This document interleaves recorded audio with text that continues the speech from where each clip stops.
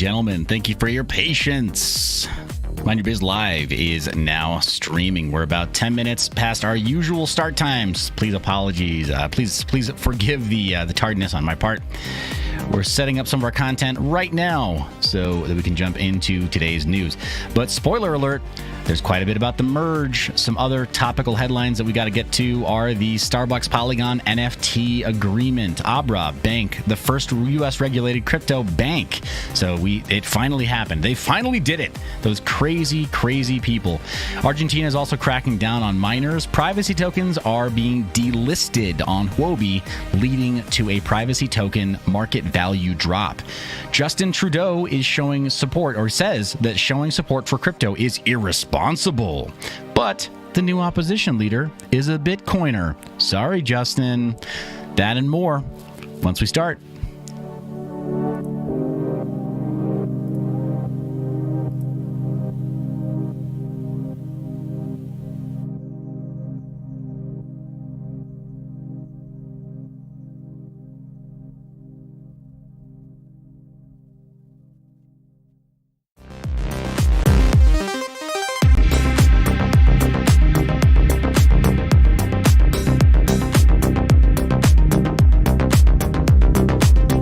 Seven Things in the chat says, yo, what's up, Crypto Nation?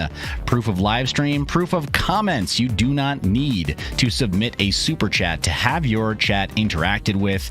Do be active, do be vocal, do say hello, and of course, do share the link, click the thumbs up, and be subscribed.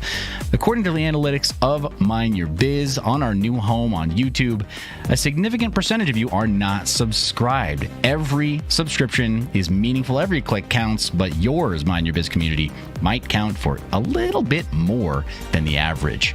Why? Because you're awesome.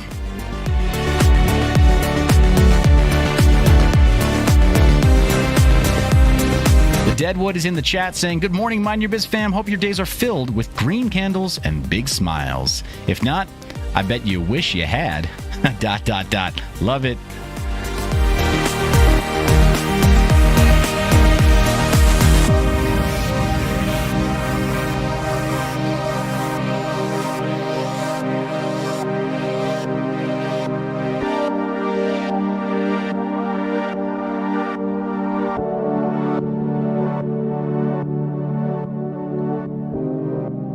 And if you're not familiar with our live stream series, we absolutely are focused on merge-specific content right now. The Ethereum merge is one of the biggest pieces of news to affect all of us in the cryptocurrency ecosystem. It's one of the first times that Ethereum-based news might possibly be correlated to Bitcoin price instead of it being the other way around. So yes, when Bitcoin sneezes, the rest of the crypto industry catches a cold. You've heard me say that little tired platitude quite some time. But to use a different turn of phrase, in this case, it might be the tail wagging the dog. It might be that Ethereum, which is normally trailing Bitcoin, is now leading Bitcoin.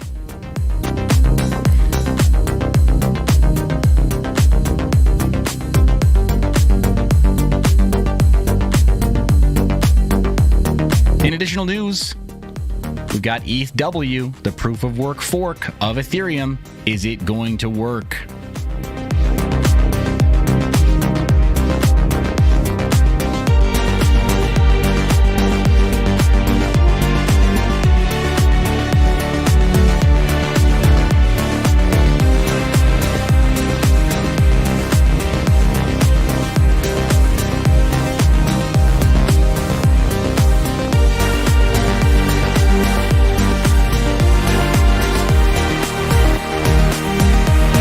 Go through a lot of these news articles. We may well also get to our GPU mineable portfolio. We might start putting in some actual price acquisition points or some DCA entries into that ledger live on today's live stream. Do be sure that you share the link. Sharing is caring. It makes such a difference when you tell YouTube with your actions that this content matters, that crypto content is important, that it's helping the world, that it's helping us to be more financially independent, and that it's helping to people to resist financial censorship.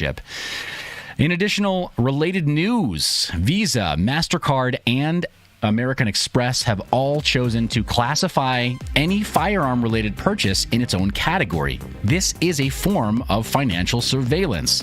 Without taking a side in the Second Amendment debate or whether or not people believe there should be more legislation in that area, financial surveillance is something that affects everybody. Do you want for Visa, MasterCard, and American Express, for example, to categorize your purchase of energy drinks the same as purchasing beer, liquor, wine, spirits? I don't think that you would appreciate having them categorize your purchases in a way that you don't agree with. And you would agree that that is financial surveillance. Why would it be any different for anything that's firearm related?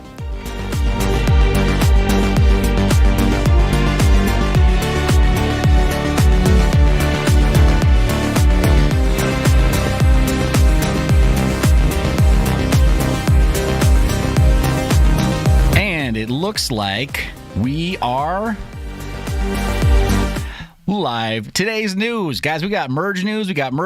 We have some merge news, and we also have a little bit of news about something called the merge. Thanks for being subscribed. Thanks for tuning in. Thanks for sharing the link while we're live. It makes such a difference when you share while we're live. Definitely appreciate that. Yeah, I'm going sleeveless again. Got such a great response from it. Apparently, the homies are like, you know what? You should go sleeveless all the time. Weather's still good? Why not? And for the last couple of days that we can say this, I mine NFTs. What does that mean? It means that right now, your proof of work that's going into the Ethereum network and into the Ethereum ecosystem, what is it really doing? Well, it's probably securing mostly the value of NFTs. If you want to take a look at DeFi instruments, which are technically ERC 721 tokens, which are technically NFTs. Or if you look at some of the other blue chip so-called NFTs, like the apes, like the punks, like all the other stuff that people are, all the kids are trading these days, so to speak. The kids. What are the kids doing these days? They're trading apes and they're trading punks. We mine NFTs. Whether you like it or not, we probably mine NFTs. At the end of the day, that's probably what we're really doing. Let's take a look at our current fear and greed index. We've got a current trend on the upswing, meaning people are starting to feel bullish about markets. Current score of 34, up from yesterday's 25. Huge jump in sentiment. What does that mean? That means that across Twitter and across Reddit, people are starting to speak favorably about cryptocurrencies. Thank goodness they're finally speaking favorably about them. But it can also be an issue for us. We finally have a counter indicator to work off of. If we want to go against the trend, if we want to make sure we don't get wrecked with retail, because retail always gets wrecked. Just remember that. Retail equals wrecked. Got to put that on a t-shirt or a hat or something. Then we need to do the opposite of what retail is doing, in my opinion. Is that financial advice? Nope, probably not. But it is kind of, in my opinion, a simple, logical razor to cut to the truth, right? If everybody else is doing it, it's probably not that good an idea. There are a lot of instances in which that's the case. If you're buying homes while the property value is going up, are you buying the top? Pay attention to what's happening there. Are interest rates favorable for you? Just don't be swayed by the audience, at least by the crowd, at least, and maybe sometimes do the opposite. So this is something of a counterindicator. The trend is not necessarily a counterindicator yet, but if we do go all the way up into greed, in my opinion, that will potentially become a counterindicator.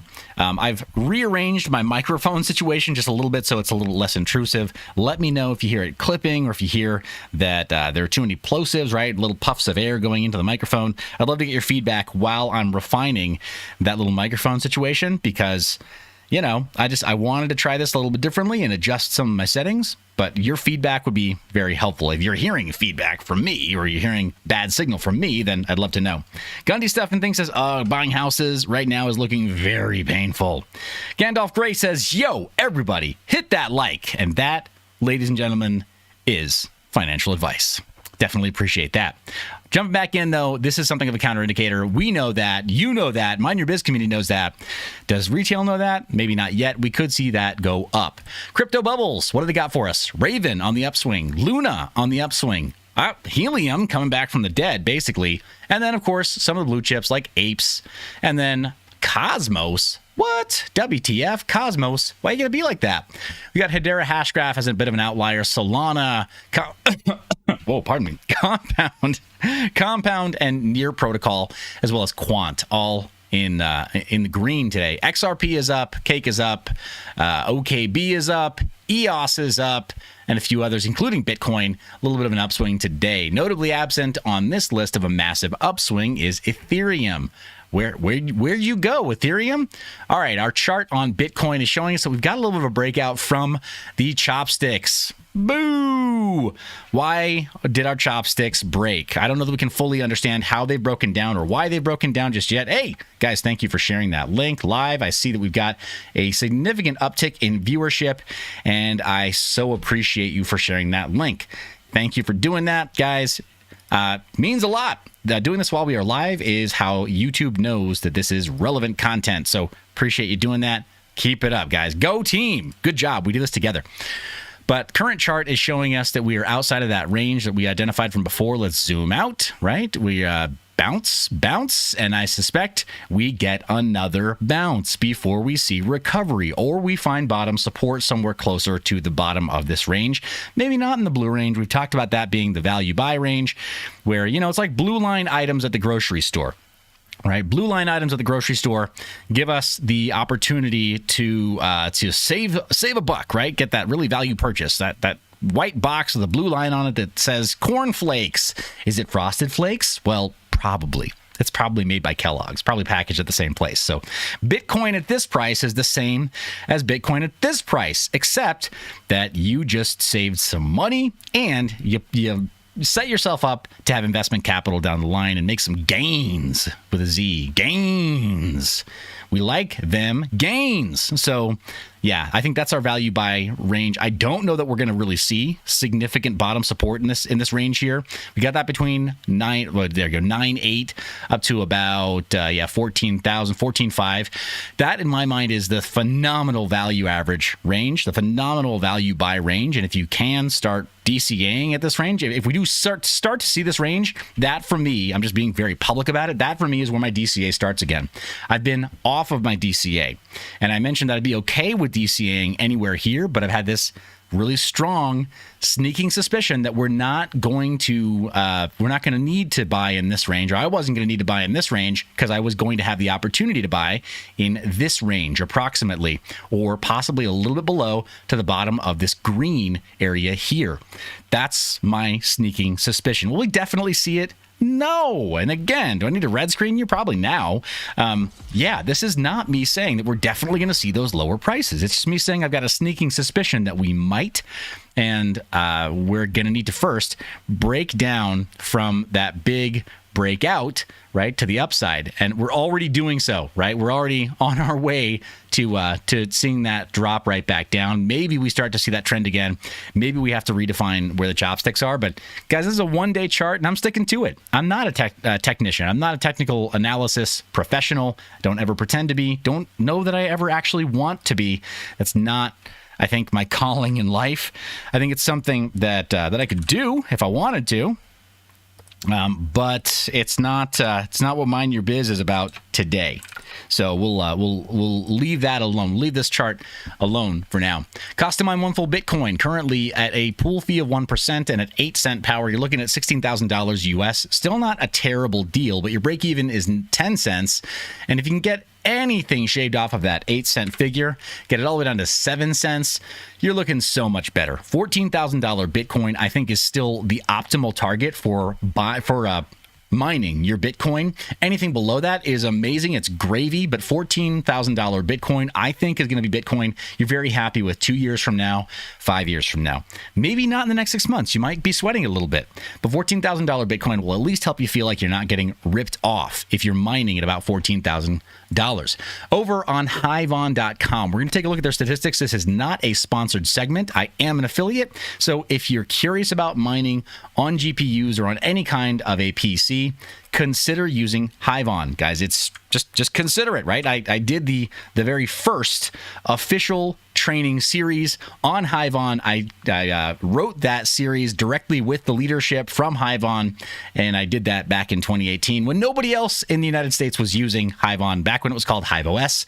So I'm very proud of that. I think it still holds up relatively well. And in fact, I did that training for them when they made their switch from the very first iteration of their platform into Hivon or HiveOS 2.0. So look for that playlist over on the Legacy channel, right on Mind Your Biz Classic, and then play through that if you want to learn all about how how to use HiveOS. Might do an updated version of that in the future, but I'm not a big fan of duplicating effort if all of the old lessons still work. And if they were directly written by the HiveOS team, why would you look for that training anywhere else? I'm a little biased, but that's my take on the matter. So, yeah, check that out. See Stereo 2 in the chat saying, good morning, everyone. And Custom Computing says, mind your biz. What's up, man? World economy tanking. Let's go. Lol.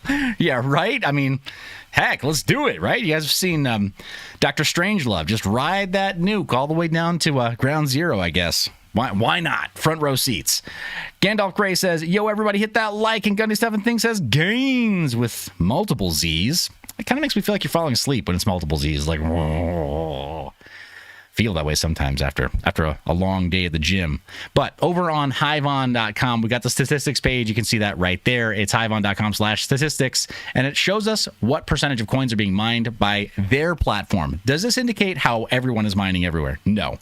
But it does, in my mind, this kind of shows me and tells me that Hivon is primarily used by larger farms, right? Let's just be very real. Let's call it what it is. Larger farms are more, broadly speaking, they're much more involved in ETH hash across multiple coins, right? So ETH hash and ETC hash making up the better part of 85% of all the hash rate on their platform because they have massive amounts of hash rate going through their OS. And when you have massive amounts of hash rate going through your through a farm, you have to be mining coins that are liquid, that have the kind of volume and depth, market depth, to help you sell them, because you do have to sell in order to keep your operational expense paid. But AMD models, we got the older RX 580s, guys. The numbers here don't lie, and you've heard here on Mind Your Biz for years that I have championed the Polaris Edition cards, right? Those RX 580s, the 4 gig and the 8 gig, both, but especially the 8 gig, we kind of future-proofed. But, you know, I've championed those for years, and Carter from Bitsby Trippin', I think, is the prime example of somebody who's had those scaled all the way up to the thousands and has not needed to sell them off. He's continued mining on them when everybody else thought, like, maybe I don't need to mine on older style cards. So he did, and he earned a lot of money doing so, right? They were paid off many times over. But we got the NVIDIA models as well, looking maybe a little bit more diverse with primarily, other? What are you talking about, other? What is other? No, I disagree. This means that people are flashing their firmware to make it appear like it's something else. But 14% all the way up at that 1660 Super. Basically, anything ending in 60, in my opinion, has always been one of the best possible values in this lineup. You see the 3060 Ti, the 2060, the 3060 Ti LHR even is higher than the 3080. The 1660 Ti, the P106, which is essentially just the GTX 1060, but in a 6 gig variant.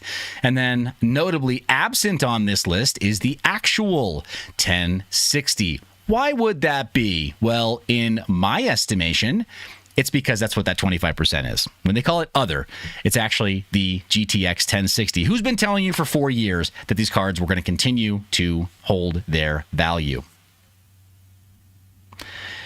Guys, I'm not even going to apologize for it. Not even going to apologize for that forecast being totally right and playing out in that way. But the P106 kind of betrays the fact that that's the card profile to look for. The 1660, 3060, 2060 are also phenomenal cards for what they do, right? In mining, phenomenal cards. And then all of the variants of that 3060, they're designed to be power efficient. They're designed to be budget friendly. And when you have something that's power efficient and budget friendly, that's the miner's best friend. If you want to scale, just buy another unit. That's it, right? Space isn't a consideration. You need a lot of ventilation anyway, so you're going to put it in a warehouse or in a garage. So don't worry about it. Same is true with Team Red. See, we got the 580, 570, which can essentially just be flashed into mimicking the 580, and that alone gives you almost 42%. It's pretty crazy, right? So Gundy Stuff and Things says RX 580 8 gig was the GOAT for a long time, but I'm here to tell you, Gundy Stuff and Things, it's still the GOAT. Crazy as that sounds, it's still the GOAT. It's where the majority of institutional mining, where large-scale mining is happening, is primarily on these old cards because you can buy them cheap and they just run forever. So here they are, running forever, still mining at some of the highest rates. We got NB Miner, T-Rex, Team Red Miner, and then Phoenix Miner in that order. Phoenix Miner was, of course, the big incumbent on mining Ethereum for a long time, but NB Miner is clearly taking the crown now, as well as T-Rex and Team Red. Primarily NVIDIA cards, or majority NVIDIA cards that are on the network right now, that are on this operating system right now. And then you can see with the algorithms being used, ETHASH, ETC hash, Kapow, and Caspa. They're not showing, right? When I say other, we do want to click on more. We want to know what that really means. We need the full breakdown. Caspa, Autolycos, nice. We love to see that. Variants of Equihash that would allow us to mine Flux, much lower levels. Scrypt, SHA-256. There's not as many of these ASIC algorithms that are being run on this network, though it's also possible that I'm not sure how, or that it's not clear how they're denominating this percentage. Are they talking about pure hashes per second versus kilohash, megahash, gigahash, etc.? Because any number of ASICs would represent a pretty high percentage of the hash rate if you just went hash for hash. So don't read into this too much, but those are the stats right now. Mining pool stats.stream. We don't see massive don't see massive changes in too many networks. We do see a dip in hash rate overall. Across a couple of networks, Ethereum in particular, we're seeing that ETHASH is down in terms of its 7-day change. Dogecoin is down in participation, which should normally indicate that Litecoin is down, but nope, it's almost a direct flip. Double the percentage increase over on Litecoin's hash rate. I'm confused by this, to be perfectly honest. Because they're merge mine coins, I don't know why we would see a dip there, but we do. All right, let's take a look at some of our news articles on the EthereumWorldNews.com site. The merge week, ETHW forked mainnet is to go live 24 hours after to go live 24 hours. Ethereum's proof of stake upgrade. They've got a full roundup here, but the plan to fork Ethereum's proof of work network now has a timeline. Ethereum POW, the team behind the initiative, said that ETHW mainnet would go live 24 hours after the merge. Full node data and configurations would be released shortly as well. The community announced the news as Ethereum's proof of stake transition is hours away. I was asked by Crypto Wendio on her channel how we prepare for this, and it's very obvious that we cannot prepare for this very well. Normally, it would be as simple as taking your MetaMask wallet, adding a new RPC or a new network, and then seeing your coins airdropped in the same spot that your Ethereum would normally be. But it's not very clear how this will work. It looks an awful lot more like a contentious hard fork. So it would be possibly closer to how Bitcoin and Bitcoin Cash operated. It's very unclear whether or not this is going to happen the way that anybody expects. And they're even promising that we won't get a lot of clarity on how this is going to work until about 24 hours after the merge. Hopefully that means that everybody's holdings in their wallets are secure. You can already access your main Ethereum and wrapped Ethereum holdings, all your ERC20s, etc. Hopefully that's all cleared up. But there's no indication that we definitely will see all of that cleared up, but it is confirmed that they will be launching 24 hours after the merge. So there's that. Speaking of the merge, is there any kind of a problem with the merge? I'm glad that Custom Computing made it into the chat, because we did have a little bit of a chat about this on our Ethereum mining roundtable, but I think there's a bit of an issue. Yep, they're grappling with the risk of censorship. So Ethereum developers are worried about censorship after the merge and preparing to fight against it, or so they say. Such censorship would potentially come from validators complying with U.S. sanctions. So we touched on this briefly at the Ethereum Miners Roundtable. You can see at least my coverage of that here on Mine Your Biz. Big shout out to Serpent X Tech for rounding up the gang to talk about that live. We had dozens of participants on that chat, and it was so great to see members of the community, to see OS developers, to see hardware manufacturers, to see coin developers, and to see coin advocates on that same chat, same live stream, talking about some of the concerns that face us as proof of work enthusiasts and advocates. So do check that out. I should have a link to that in the description of this video after we're done going live today, but it was a great time. And we did talk about a bit of the risk of censorship. We heard some feedback on that chat. I'll just kind of cut to the chase here. On that chat, we heard some feedback that there could be a sort of a switch for preventing MEV and Flashbot attacks. And I worry that the current system of validators will possibly make that worse. It will Yeah, just my personal take. I might have been the only person voicing that opinion, that I think that the current validator structure and proof of work structure of Ethereum will make not only censorship worse, but it'll make the manipulation for flash bots and flash attacks, right, of the network and injecting MEV into blocks so there's greater reward for the validators. I think we're going to see that get worse and not improve. I think that because of the block reward reduction, that on the retail side, we might not feel it as much, but I do think that manipulation will be there, and I suspect very strongly that proof of stake will... that it'll just move the manipulation one level up, right? You'll have to operate at a higher level as a developer and as a participant on the network. So I don't think it's getting better. Not at all. I really don't think it's getting better. But worse, there could be censorship from validators that comply with U.S. sanctions. There were strong words uttered by Vitalik saying that those validators that comply with any kind of censorship requests could be slashed or would be slashed. I don't see Vitalik or the rest of the Ethereum core developers or anybody in the Ethereum ecosystem holding their resolve to fight censorship requests. I think that they will comply. I think that the moment that there's any amount of real pressure applied to them by governments, they will essentially just give up, that their resolve won't stick at all, and that we'll notice that censorship is at an all-time high on Ethereum.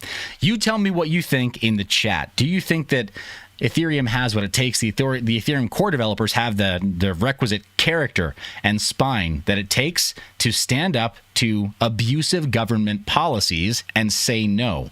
Because they will have to actively say no to regulators and legislators if it comes down to it. I don't think they have what it takes. You tell me what you think in the chat. Love to hear your feedback. But that's our current issue right there with those concerns. Trudeau, the man himself, not in blackface, not actively trying to offend any particular ethnic group in this photo, takes another swing at crypto in latest speech. He attacked crypto in his latest speech, saying his new opponent's pro-crypto stance was not responsible leadership. Please, oh my gosh. Mr. Trudeau, please lecture us on what responsible leadership is. Paul D is in the chat saying, I'm late, but I'm first. Did Chia get me a moon car yet? Probably. It probably did. But we'll have to talk about that when we cover our portfolios. The Conservative Party of Canada leader Pierre Poilievre, am I doing that right? I need a Canadian in the chat to tell me. And if I did it wrong, I'm sorry in advance. But Pierre has previously said that crypto offers people an opportunity to opt out of inflation. Trudeau sparked controversy in the crypto space earlier this year when he invoked the Canadian Emergencies Act in response to the Freedom Convoy protests, giving the government special powers to freeze bank accounts and blacklist cryptocurrency wallets. Real talk, Justin Trudeau is not my favorite person. I'm sure he's I'm sure he's lovely to have lunch with. I'm sure he's a really, really, really nice guy when it comes to having lunch or going to a party or just having small talk, chit chat. But when it comes to policy, when it comes to actual responsible leadership, I don't think he has a leg to stand on. When he's censoring people's transactions, when he's trying to freeze your bank account because you happened to buy a trucker lunch somewhere who was protesting and who was out of work, I don't think that we should look to this person for any kind of moral authority, let alone, right, like any kind of like legal prudence. I think he's got a bit of an issue. But he's trying to slam his opponent on their pro-crypto stance. The only way I think he'll get away with this is if he starts to adopt an ESG frame. I think that will start to turn the tide in favor of his opinion, and I think that could be very dangerous. The moment that he does start to tie that person's pro-crypto stance into an anti-environment stance of some type, if he can spin it that way, I think that he stands a shot at getting this mudslinging to stick. Haha Official says, hello, everyone. Gundy Stuff and Things is engaged in some LOLs, and Barry Merritt is in the chat, says ETH devs are self-serving. Too right, my friend. They are self-serving. They're not here to protect our interests. Unfortunately, they're here to give us just enough of what they promised us that we don't leave. And it's sickening to see that it's working so far. We don't have the resolve or the spine to go somewhere else. In lighter news, the Teenage Mutant Ninja Turtles are going to make a comeback as crypto collectibles. What? is anybody else the same age as I am? Kind of like, this was new when you were a kid. The first version of the Ninja Turtles was new when you were a kid, because that was pretty cool, actually. So seeing that an intellectual property from my childhood has come back, that's kind of fun. Kind of fun to see. But apparently, Viacom International has filed 2 trademarks for Teenage Mutant Ninja Turtles. The filing claim plans to expand the TMNT brand into NFTs and NFT-backed media, crypto collectibles, NFT, and crypto collectible transfer software. So they're coming up with their own full stack to be able to manage this intellectual property in the way that they see fit. Now, I'm going to talk out of both sides of my face here. Decentralization and CryptoPunk or cypherpunk concerns, and then commercial issues like digital rights management. They seem incompatible. In many cases, they are. The moment that something goes digital, we kind of need to presume that it can be copy-pasted, right? If you can right-click save, then there's really not a strong case for trying to preserve intellectual property with some kind of special digital rights management encryption. It never seems to work, right? DVDs, they were cracked almost immediately. Blu-rays and HD DVDs, they were cracked within a week of them updating their encryption keys. So, and once those encryption keys were released, well, it was monolithic. It was just the one set of encryption keys that governed all of those platforms or every single disk that was ever printed after that point. So it was not impossible to make your own backups. The legal situation there is a little bit convoluted, and quite a bit of this audience is probably streaming most of its media anyway, which I think is a mistake, right? That was the step that they made to be able to not have that problem anymore. But it was a huge problem over 10 years ago, a little over 10 years ago. Gosh, 15 years ago now. Ooh, man, dating myself here.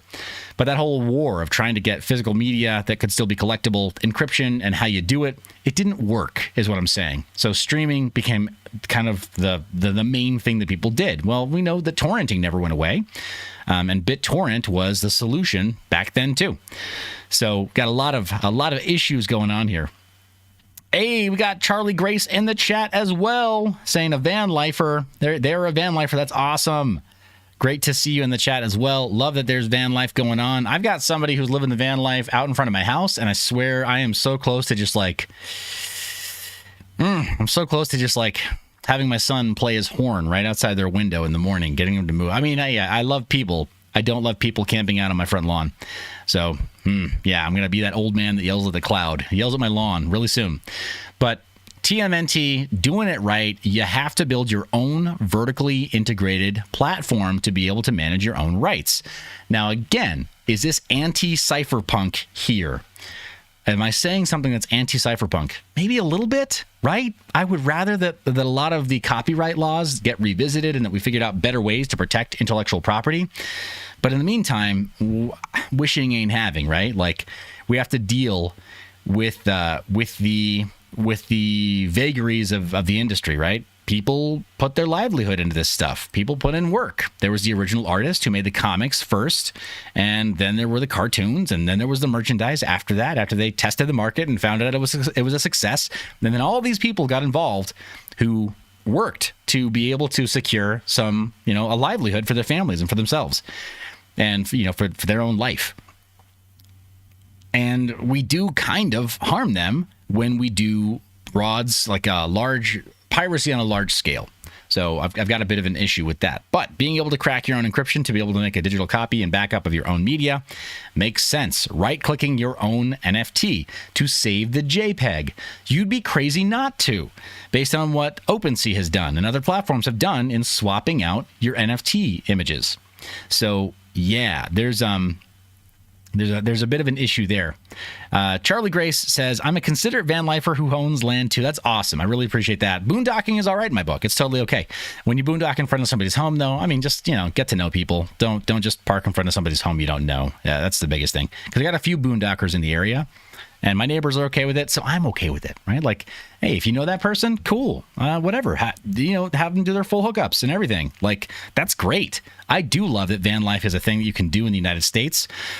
It's one of the few ways you can still maintain your freedom, but, keep your soul. Be considerate. Talk people. I love that you mentioned that.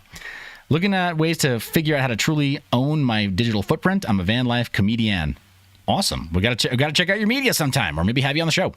But yeah, taking a look at this, though, I'm excited to see that they're hitting the market. I think the best way to do it is to try to lock down privileges on your NFTs and then figure out how to manage your own encryption in your own custom way. You can't just count on like the DVD consortium or the Blu-ray consortium to figure out the necessary level of encryption for you and then rely on them into the future. It won't work. It hasn't worked. And you can't rely on streaming media to do it for you. If you do own intellectual property that you want to try to protect, you got to figure out how to do it on your own. That's all there is to it. The digital frontier has been the Wild West for the better part of 25 years. Even the cypherpunks knew that when it comes to freedom of speech, which is why encryption is so important. You got to figure it out on your own. So good luck, Teenage Mutant Ninja Turtles. Ripple versus SEC. The lawsuit enters a new phase of proceedings as the court approves a scheduling proposal. This is big. So, yeah, we're chugging along to summary judgment. The XRP community District Judge Torres has approved the parties' joint scheduling proposal to govern sealing issues relating to the upcoming summary judgment motions. It's been so slow. Say, I'm just happy to be able to see a real-life summary judgment motion in 7 days. I'm excited to potentially see this dismissed. You see a bunch of people who are also, circle September 19th is the day we get to see most of the cards the parties are holding. The end game. It's getting me excited. I'm weird like that. I don't think that's weird. I think all of us want to see a little bit of clarity regarding the SEC's stance against projects like Ripple, and anybody who's trying to prematurely tap dance on the grave of Ripple Labs or XRP, like, stop it. Stop that stuff right now. That is so against the spirit of open competition and cypherpunk concerns and blockchain in general and free and open source content, free and open source like code, right? Code as speech. Stop that right now. If you're against the Ripple winning this case for the SEC, well, I mean, I guess voice your concerns or whatever. You know, I'd love to hear your side, but I don't understand that. Why would we want the SEC to win summary judgment against Ripple Labs? Why would we want them to win against any group that has been attempting to contribute to the cryptocurrency industry or the blockchain industry at all? Once they do that, they start to set precedent that they can go and bully anybody else in crypto and possibly win. I don't think it's a good precedent for us to set, so let's not be party to that. Mind Your Biz community, if you can join me in that, let's not be party to cheering on the SEC while they take down somebody we don't like, because it won't be long before they set their sights on projects we do like. And they say, yeah, check it out. We took down Ripple Labs. Why wouldn't we take down your project, your favorite project? So let's try to judge a righteous judgment. Oh, I'm getting so preachy today. So preachy. Sorry, guys. Old habits die hard. But, let's try to keep a one standard, shall we? If we don't want regulation to our guys, let's try not to enforce it on others. Ethereum, Cosmos's IBC can be bridged through ZK snarks. Here's how. Ooh. Ethereum developers Garvit Gul and Jinunk Jain proposed revolutionary tech design set to advance Ethereum Cosmos interoperability. ZK snarks to bridge them, eh? I like the idea of that a lot. Let's read a little bit more. But zero knowledge proofs, ZK proofs, but specifically ZK snarks, right? They mentioned ZK snarks, or succinct non-interactive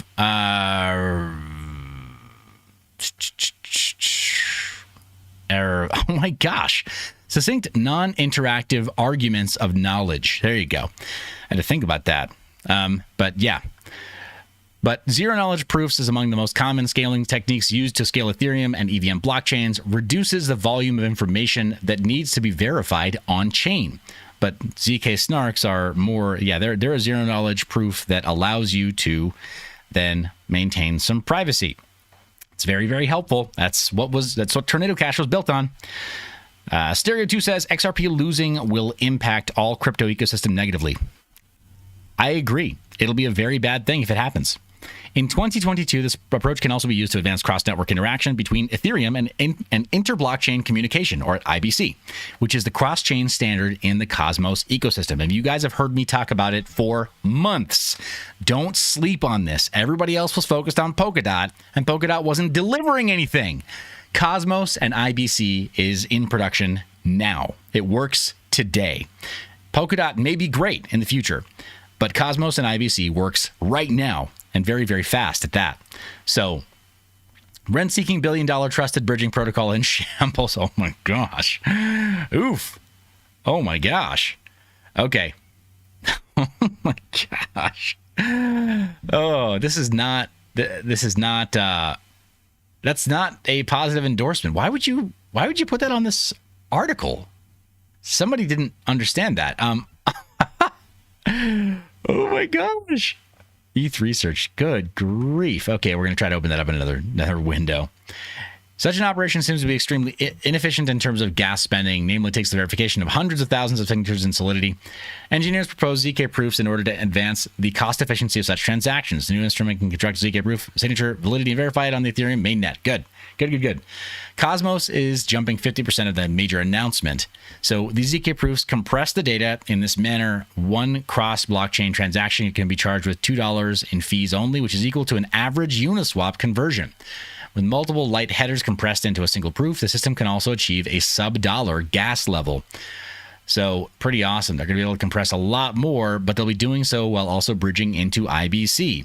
Why is that powerful? It's because the interblockchain communication standard as a protocol allows for Secret Network to talk to Cosmos, Cosmos to talk to Osmosis, Osmosis to talk to Persistence, Persistence to talk to Akash, Akash to talk to Chihuahua, Chihuahua to talk to any other IBC-enabled platform with perfect cross-chain finality and atomic swaps in mere seconds at the tiniest gas fee ever. It is relatively centralized. That's the trade-off. It's a proof-of-stake system that has validators, but they've also been proof-of-stake for far longer than Ethereum. They were architected to be proof-of-stake from the get-go, and the Cosmos and Tendermint ecosystem was being roadmapped clear back in 2017, 2018. So they're doing very well now. But I'm excited to see that privacy may be added in general from bridging from Ethereum over to IBC. I would love to see that. All right, and there's more about it right here. Here's the actual research paper. It's ETH Research, or eth.research.ch. They've got an article on how to bring the IBC to Ethereum. This is pretty powerful stuff. Now, this invalidates some systems like Evmos as well. So I would love to see that as well, have it be non-proprietary. But they've got just a proposal right now. We'll read into that, dig into that later on, creating that ZK circuit. And then some of the other stuff, we'll make it less nerdy and talk about whether or not this is actually good. We don't need to make it too complex. We can do rollups. We can do compression. We can put multiple transactions into one. Blockchain is not being used to its fullest yet. We'll see if this helps. Ethereum proof-of-work tokens spiked by 25% ahead of the merge, but they had a 70% plunge previously. Guys, do the math. 25% up after you're 70% down is not a gain. You're still losing if you tried to get in early, right? So this airdrop was already happening on centralized exchanges. So you may have already seen that in your accounts and has already got a trading value. Over on TradingView, it's dipped significantly in its holdings, right? So I'm not a big fan of the ETHW ticker. I'm not a big fan of ETH POW. I think it's destined to fail. I think it will definitely for sure be a failure. Got every major ERC20 token from Chainlink to the stablecoin makers, all of them pretty much guaranteeing that they're not going to give it support. So I don't see it going very well for them. But in some of the last news, Jason Williams is claiming that Ethereum on proof of stake is already under 51% attack. And I'm going to, I'd like to get Big Piggy from the Raptorian project onto the channel, maybe in a live stream, possibly we just pre-record, to talk more about this in detail. But it's been alleged that there's already a means to attack the proof of stake, post-merge, the proof of stake Ethereum ecosystem using proof of work machines, or using physical proofs, right? Or using hashed proofs, that there is a way to attack the network and there is a way to game the MEV systems right now. So I don't know, but yep, Jason Williams is saying, founding partner of Morgan Creek, says that the decentralization is not great. Warns about 51% attack on ETH2.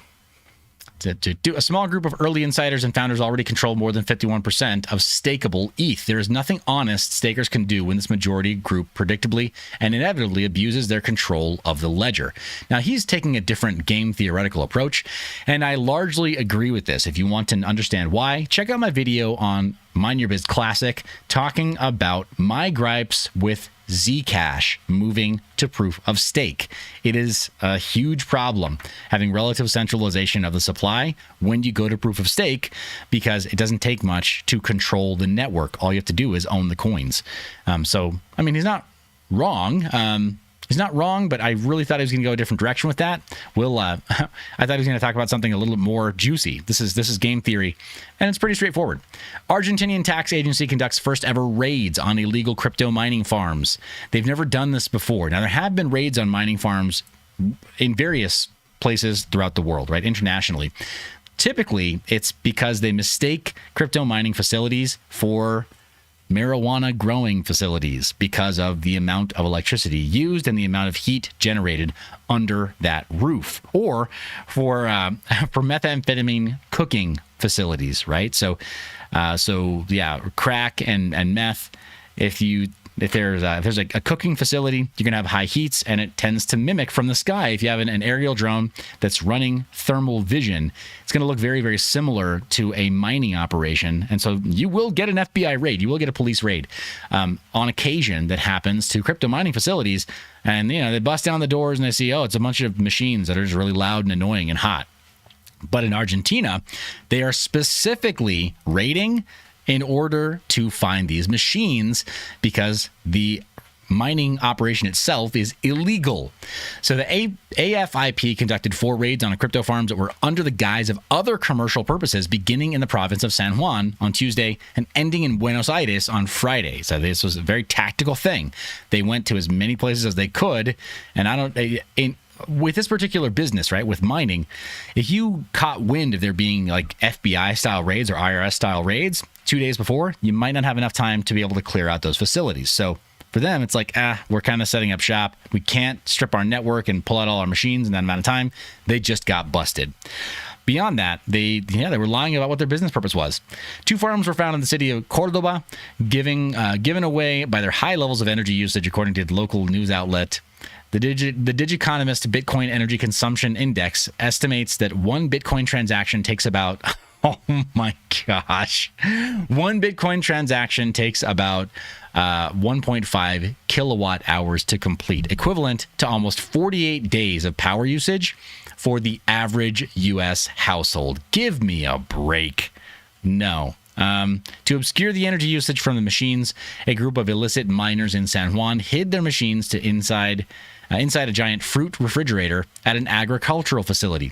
The South American country has recently attracted crypto miners such as Bitfarms, with another plan for next year, according to August press releases. They eliminated subsidies for power provided to cryptocurrency mining companies in February, with Camesa, the country's wholesale electric market management company, also raising rates and raising fees specifically for crypto farms. Many miners have chosen to operate illegally to avoid hefty taxes and take advantage of subsidies.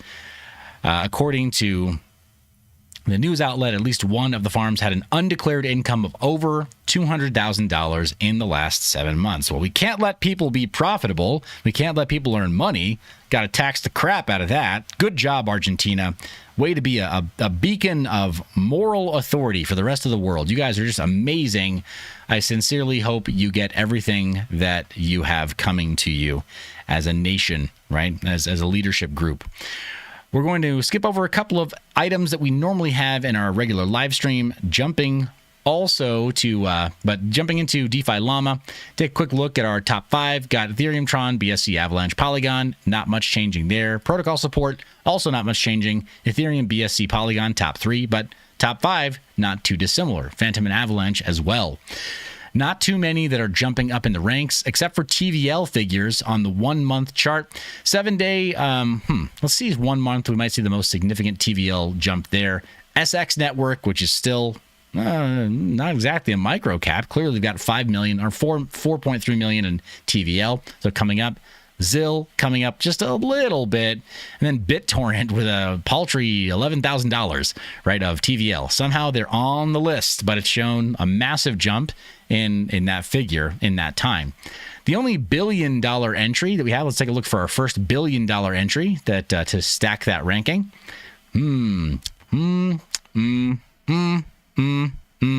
There we go. Nope. We had to go into the negative. Pretty much, nope. We're not even there yet. That's million. I got confused because I'm moving a little fast. I know. It shouldn't confuse me, but it did.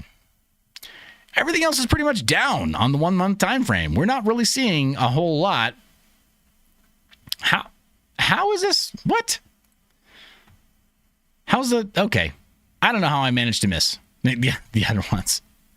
Okay. Oh my gosh. Okay, it's because it's notated a little bit differently. My apologies. I actually got confused looking at this chart. That was not my finest moment. But yeah, 1 month change. Let's look for a B, right? That'll help us. Got M there.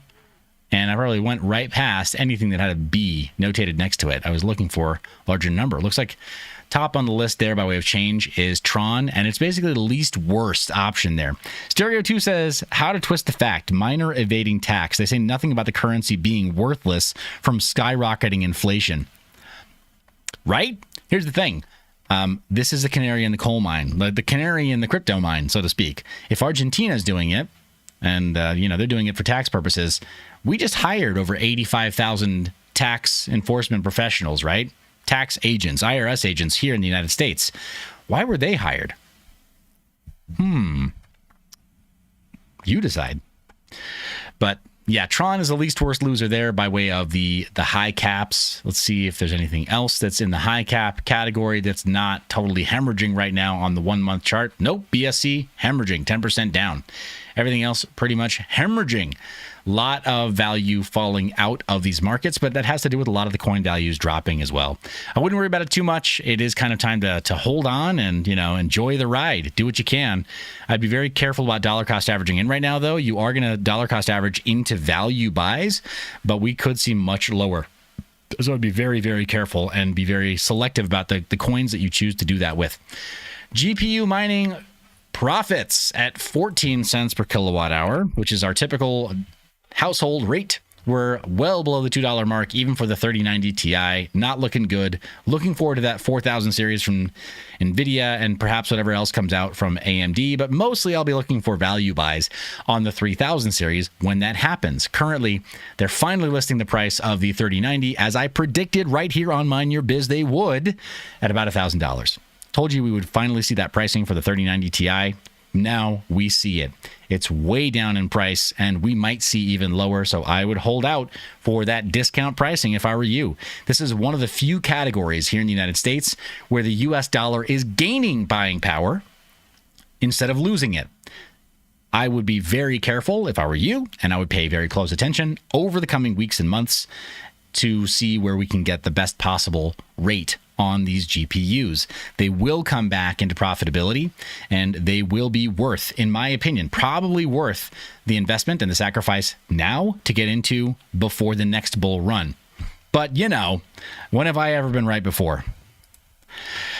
3090 Ti starting to look pretty good. 3090 just below that $1,000 mark. Finally, these were double the prices before, almost triple the prices before not that long ago. Still, part of that has to do with having an over 500-day ROI. I think most people, or break-even point, most people are looking at 8-cent power if they can or below.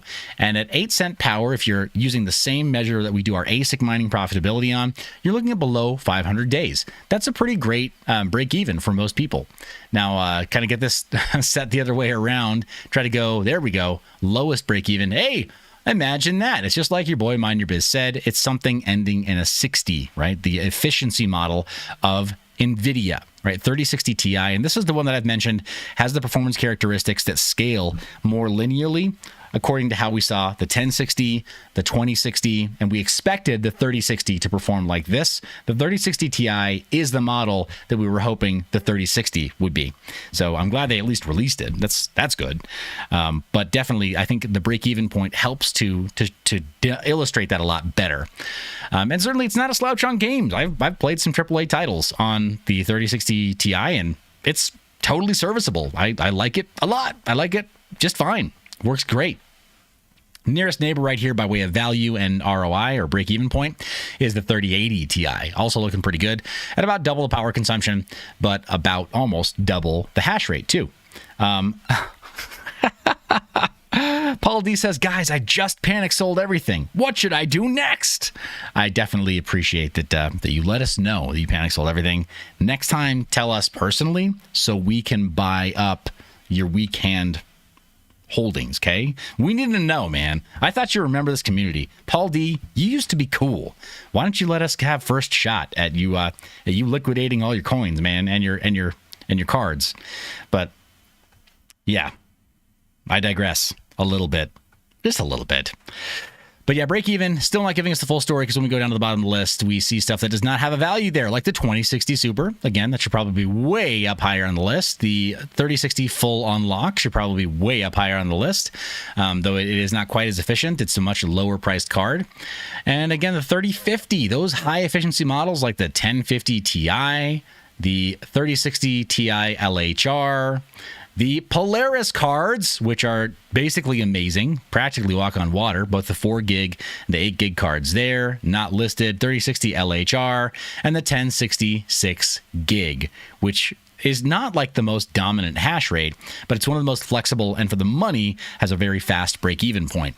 It's kind of a bummer that all of those are omitted from this list. I think it's very possible that they are, let's take a look. 3060 Ti, why do they got in this breakdown? Is it possible that they have links?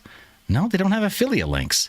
What is the possible reason for you guys not listing this info then? If you're not trying to increase the amount that people are buying, right, or spending when they use your affiliate links. So what is going on there? What to mine? Why don't you have some of the best break-even cards on this list listed correctly? I don't know. Maybe it's because it breaks the narrative that a lot of other GPU mining content channels have been just mindlessly parroting for the last couple of years, that newer is always better. It ain't. All right. Let's take a look at our portfolios very quickly. We're going to take a look at our GPU ETH replacements, and then we're going to call it a day, probably after we take a look at our ETH merge tracker as well. But we've got Ethereum Classic top of the list because of that market cap. I know a lot of people are saying, hey, it's not going to be profitable to mine, and you're probably right. But at the institutional level, you're wrong. Most large-scale crypto mining operations that are mining Ethereum now are just going to flip over to Ethereum Classic. That's just how it's going to be. Massive hash rate is going to go to Ethereum Classic, so you're right. It won't be profitable for you, but it will be profitable for somebody somewhere because they just can't afford to mine anything else. Ravencoin Flux also doing okay. Ravencoin is experiencing a much bigger value pop. It's gone way up, 57% up in 1 week. I don't think it's sustainable, and I don't fully understand this. Just to be very clear, I think most GPU mining content channels are starting to agree that Ravencoin, while it's a nice idea, it hasn't fundamentally proven its use case yet. Just hasn't. The decentralization is great. Investors don't buy decentralization. Retail doesn't buy decentralization. So what is actually going on here? We don't know. Possibly some manipulation. I'm not going to point fingers, but I don't know what's going on there. I don't know why it's benefiting so much from the last week.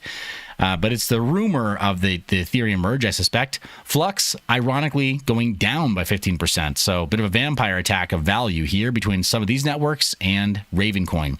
Value dropping out of Ergo, Conflux, and some others like Firo, right? GPU mineable coins here that are getting all their liquidity sucked up by Ravencoin. Zano, up in the last week. And, I did mention it on the live stream the other day that I was a day zero miner of this project. I thought it was a very interesting value proposition, and it may actually have a future. We'll see. It's also a nano cap, right? It's $6 million total. So it's very much a long shot. I would not just go ape into that because you heard your boy Mind Your Biz talk about it. Be very, very cautious. And I think we can take a look at the long-term holding here over time as we start to put some entries into this. I might put some heady entries into that. Fully diluted valuation. Ooh, that's interesting. Hey, look at that. As Ethereum Classic gets fully diluted, it does have a fixed market cap. It should go out to that point. And the same is true for Firo and Neoxa. Got a bit of a roadmap or forecast there for what its fully diluted value might be. I don't know if that's super helpful for us now because we need liquidity today as miners, not some future time. I will start putting in, I think, some holdings there, a couple transactions. We'll do some simulated dollar cost averages into these various coins. So we kind of see how they performed over time, and we see how they performed if you were to diversify or to mine into them over time, possibly taking your payouts, we'll just say once monthly. I don't want to put an administrative burden, a data entry burden on myself that's so great that I can't keep up with it, right? Like doing a bajillion entries into a paper tracker just for our live streams. But I will do some entries here so we can see over time how that looks. Paul D says, I love Raven as a project, but it's kind of just Bitcoin Cash or Bitcoin Gold with a not terrible name. Yeah, that's about right. Yeah. Even Bitcoin Cash has more functionality than Ravencoin. When I interviewed Tron Black, gosh, 2 years ago, when I interviewed Tron Black and I asked him very pointedly about privacy preserving technologies on Ravencoin, he openly admitted very straightforwardly that he didn't know, that he didn't have a plan for privacy. There will be no mixers, let alone ZK mixers on Ravencoin. At least not while he's heading it up. He doesn't seem to think that matters. That change addresses and then generating new addresses he thinks is enough. And then keeping it totally open and transparent is enough. So I don't know. I don't know what else there will be. I heard him also on a debate between Ravencoin and Avalanche openly admit Ravencoin is not a smart contract network. It's not designed to have additional smart contracts running on top of it, and that's not part of their roadmap or plan right now. So what is, other than these assets that are listed as basically a glorified OP return entry into the wallet client? Ravencoin has learned exactly one trick, and that's the one trick they set out to do, and nothing else. It hasn't added any significant functionality outside of, I guess it has some special full nodes now, special like master nodes now.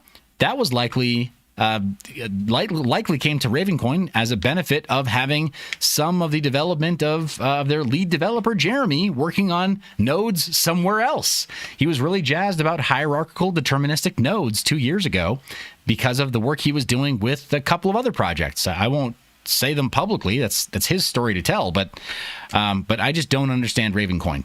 I don't understand why this is happening. I wish I could give you more info, but it's a mystery to me, frankly. Latrell says, I hope it goes up. Hey, I'm with you. I've got a bag, and so I would love to see Ravencoin get anywhere close to its previous all-time high of Satoshi value, right? Currently at 294 Satoshis. That's not bad, but it's only 5% up over the last, over the last couple of days. Let me put it only in Satoshi value right now, because for my part, that's all I care about. Looks like I missed the local top at about 324 Satoshis. Guys, we saw over 1,600 Satoshis in the past. I would love to get that back and then jump out of that bag. Stereo 2's got to go. Thanks for being with us. Thanks. Appreciate your time this morning. Stereo 2, great team out in Sin City Crypto, guys. You should be subscribed if you are not. Stereo 2 is a key player on that team, though. Ravencoin, though, not doing what I hoped it would do. Finish things up. Let's take a look at Watcher Guru. And shout out to Son of a Tech who shared this with us. This is a cool tool. I really like this. A lot of fun. But Watcher Guru is showing us right now the Ethereum real-time merge tracker. And it looks like as of the time of broadcast right now, we've got about a day and 12 hours. So day and a half, give or take, before the merge should initiate.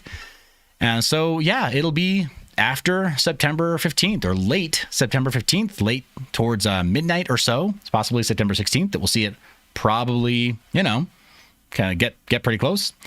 Barry Merritt says the Raven blockchain closely mimics BTC. Yeah, I know, which is why it needs to be able to take some of the best of the BTC ecosystem, such as CoinJoin, right, or Whirlpool, and learn from some of those developers on how to improve their own ecosystem. But they haven't. It wouldn't take much. It would take a bounty program, and they could make that work. But they haven't chosen to do that. They've chosen instead to try to chase shiny object syndrome and go after NFTs, which is not going to turn out in their benefit, I don't think. I think when people are largely agreed that the ERC 721 and 1155 standards are provably superior in every way to having an IPFS hash placed into your OP return field, and I realize I'm speaking Greek to some people in the audience, but hear me out.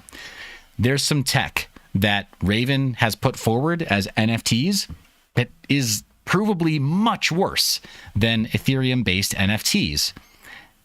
And they keep talking about it like that's going to be what brings people to their network. And I just don't see it. I don't see it being good enough. Just saying. Paul D says, $10 Raven, and I think I can buy my Volcano Island and hunt man or whatever rich people do. That's awesome. Yeah. Latrell is begging to get an invite but not be hunted. I don't know, man. Beggars can't be choosers. Just saying. If you're Paul D's guest, he gets to hunt you. Those are just the rules. I don't make them up. So Watcher Guru is showing us that real-time countdown. We are not looking at any of our other sides of the portfolio. Maybe we should really briefly before I let you go. Got a kind of a late start today, so kind of round out the hour and take a look at some of our other GPU mineable holdings right now. And where we do have some entries on the paper... Oh, no. Come here. On the paper tracker.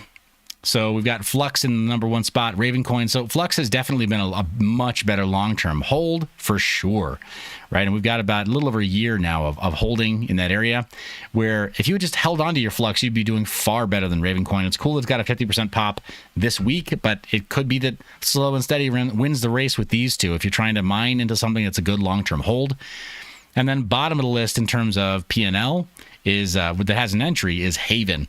It's massively devalued since that time. I don't know that it's being undervalued, but it's really taken a beating since that time. Barry Merritt says NFTs are just hype.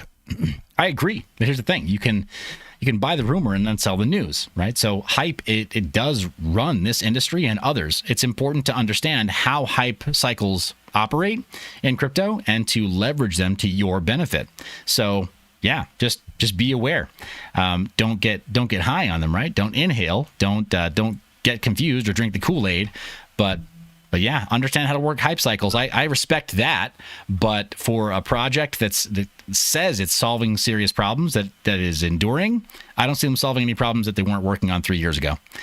Conceal is it's still there on the list. I might have to remove it pretty soon, possibly, guys. I don't know. We'll see. Maybe I'll do some coverage of it soon. We'll take a look. Ryo Currency as well. These are these nano caps, guys, under $1 million total market cap, and you hate to see it because one of the developers, Fire Ice for Ryo Currency, was so instrumental in Monero development early on.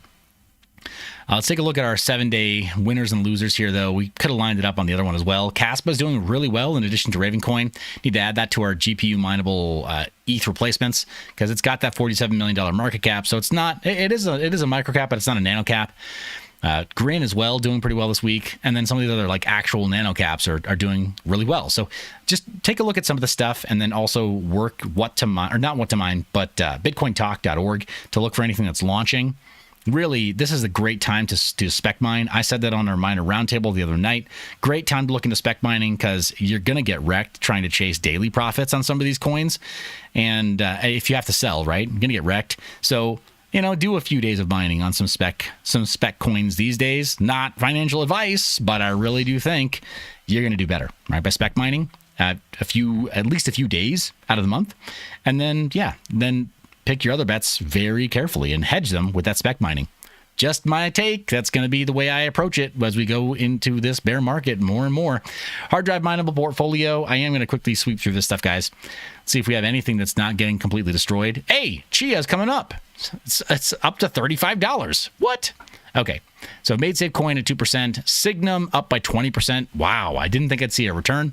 But Burst coin, aka Signum, is back at all of $6 million market cap. Careful with this stuff, guys. Those spec plays do get you wrecked. There are apparently a bunch of forks of Chia that will allow you to use the same plots, I guess, and merge mine them. I don't know how that works, but that might be worth looking into, right? With that recent price pop upwards and that market cap of just below $200 million, even if it did get slashed to about half its current value, you'd still have a market cap of over 90 million, which means there should be enough for development if there's a developer fee ongoing. I think that she is going to make it in the long term. And I've been pretty clear about that. In the long term, it's probably all right. So I might be leaning back towards it soon. It needs to show a lot more functionality than it currently does, but I am kind of a secret fan of Chia. I don't totally hate it or whatever. I just hated the hype before. I thought you guys were going to get wrecked, and I told you so. Raptorium, top of the list for profit. Epic Cash right behind it. Raptorium's market cap is taking a big old beating, but their team is pretty awesome. I'd love to have Big Piggy back on the show sometime soon, so we'll do that as sooner than later. That's CPUs in a nutshell. I just want to talk about some of the highlights there. ASICs. Come on, ASICs. What you got? Bitcoin doing okay over the last week, but dropping off a cliff right now. I think it's going to continue that trend. I think we are going to go back into the Chopsticks channel. But, yeah, bunch of coins looking manipulated AF. Bytecoin in particular. What is that? What is that chart? Bytecoin. Where are you even traded anymore? I think you're traded on Trade Ogre. That's about it. Who trades this coin?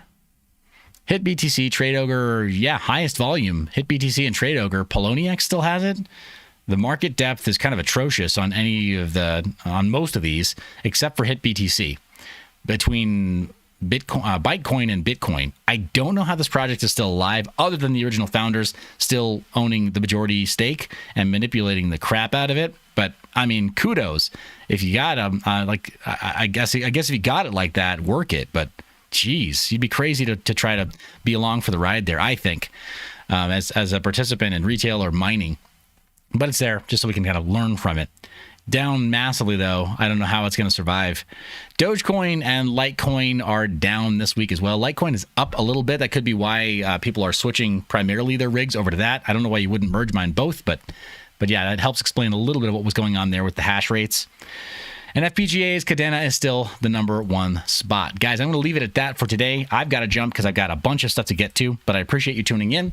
And let me know, would you prefer that I do this on a regular basis? Would you like me to do this live stream every day? And if so, primarily news and then a little bit of portfolios?